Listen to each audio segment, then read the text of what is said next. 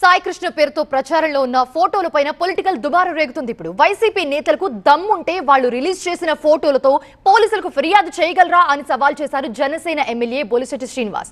అయితే ఆ వ్యాఖ్యలకు సమాధానమిచ్చారు మాజీ మంత్రి అంబటి రాంబాబు.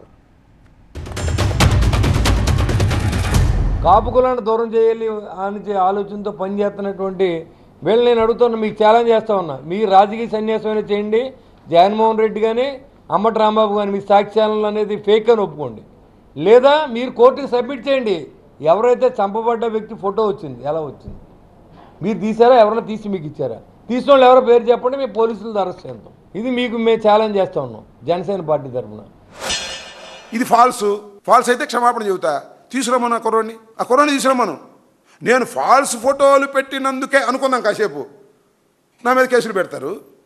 కుర్రాన్ని చంపితే 40 రోజుల దాకా సై ఏంటిది? What is this administration? నాకు అర్థం కాల. నన్ను పిలవమనండి, అసలు నిజంగా ఫేక్ ఫోటోలు అయితే ఒప్పుకుంటాను. నేనేమైనా సృష్టించానా? ఐ హ్యావ్ మై సోర్స్ ప్రకారం వచ్చింది.